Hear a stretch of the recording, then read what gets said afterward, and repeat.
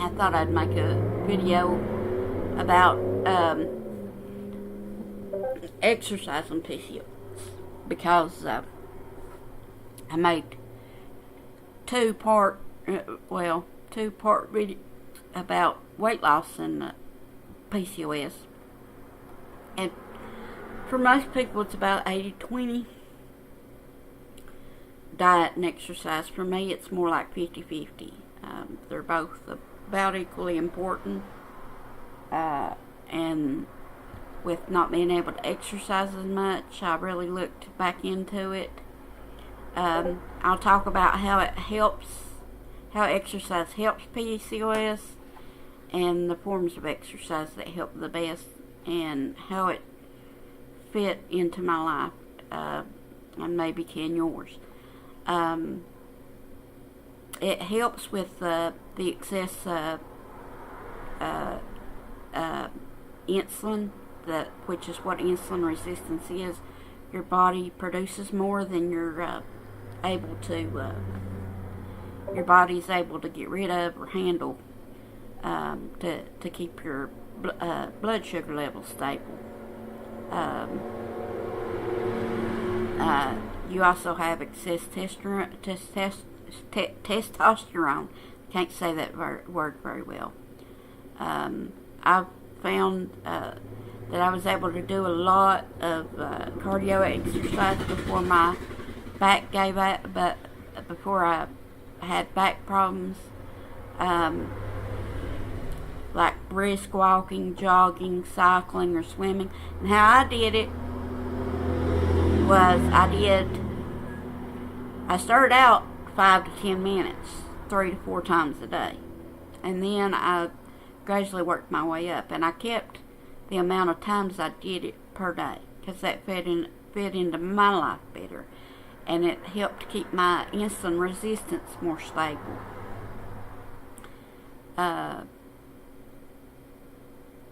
Doing 30 minutes or more a day, they actually prefer 45 to 60 minutes, can help with keeping your insulin resistance better, and also you're burning calories, and also you'll lose weight because of both of those factors. And I've actually read studies that it's better to walk after meals, which is what I did. And that's if you're insulin resistant. Strength training also helped me. It helps you gain muscle.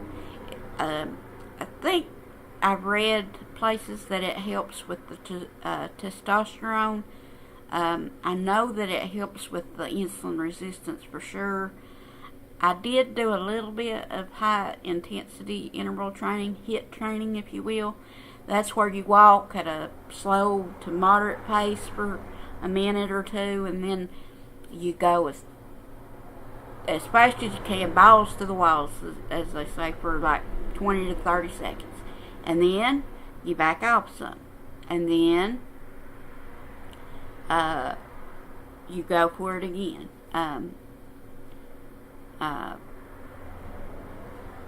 Core strength, I don't work on that very much, never have.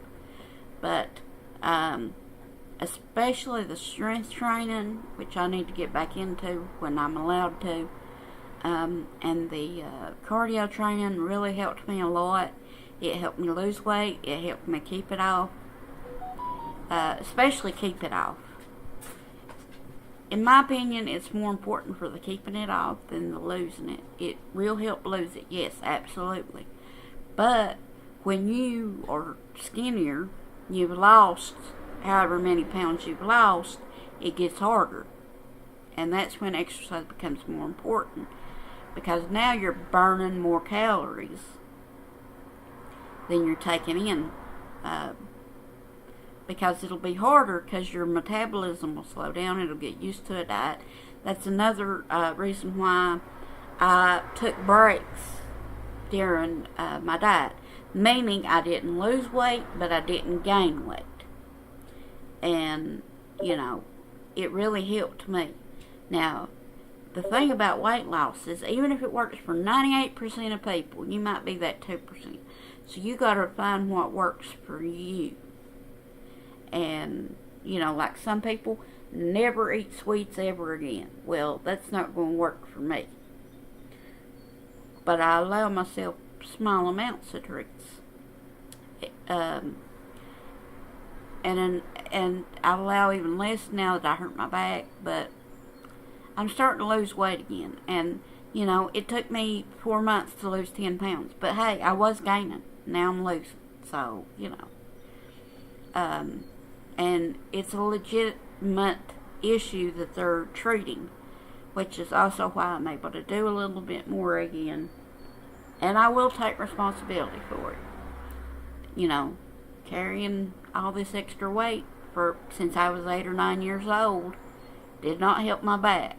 And some of it's hereditary, and some of it I was just born with. It was congenital. But yes, I did play a role.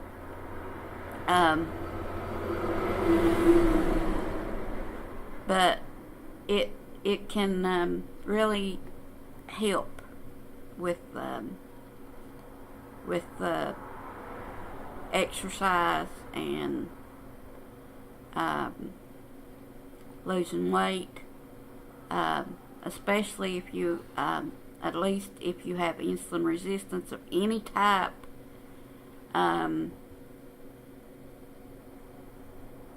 And it can, and PCOS it can cause high blood cholesterol, which I'm already genetically predisposed to, high blood pressure again, sleep apnea, all kinds of things.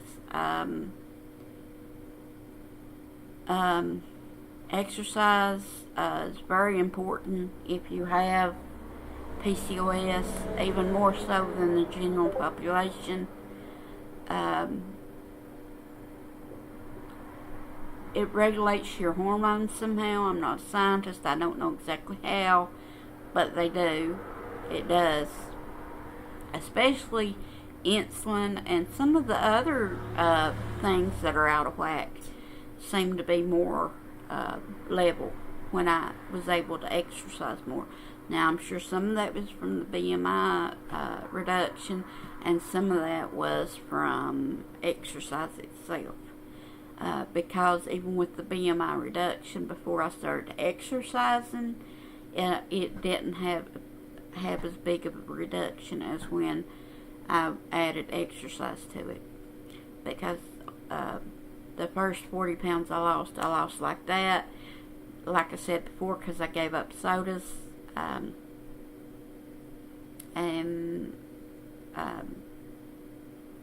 So for, and then within a couple months my back hurt less and I was able to walk more, which is another thing. I'm hoping with the procedures and the weight loss, I'll be able to lose more weight again and keep it off. Because I kept it off for years, literally, for years. In fact, I had lost 80 pounds by 2017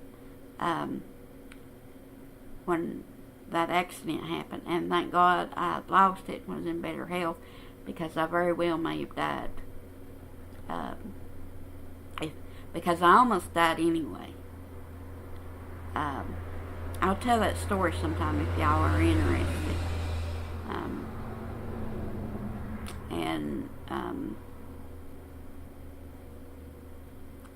Maybe some of my life story at some point.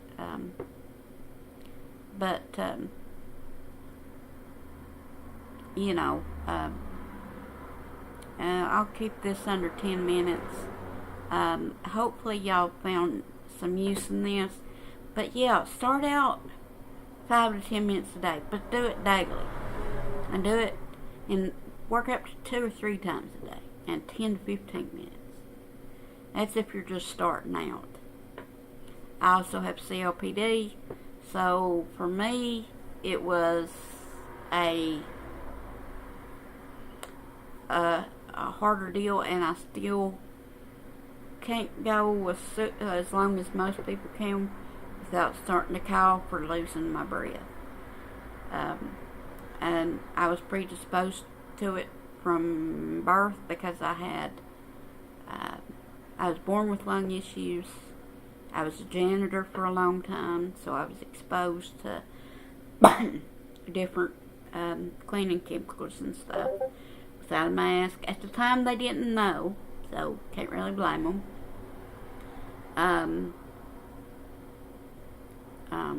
I was around smoking and stuff. I was born in the late 70s. They didn't know the stuff they know now, So, when my mom quit smoking after she found out how bad it was for you and how bad it was, the secondhand smoke was for me and one of my brothers who has asthma, who was also born with lung issues that I won't get into. But you just have to make it work for your life. You either have to change your life to fit it, or change it to fit your life and just make it work somehow. And as you keep trying, that's the secret, keep trying. Just keep trying. That's how a lot of my friends quit smoking. Some people tried cold turkey and it didn't work for them. So they smoked, instead of 20 cigarettes a day, they smoked 15 or 16 a day. Doesn't sound like a big difference, but do that for a week or two, and then all of a sudden you're down to 12, and before you know it, within 6 months or a year, depending on how slow you go and how many packs you were smoking to start with. In fact, one of my friends has been doing this for a couple of years. She was smoking 2 or 3 packs a day, though, minimum.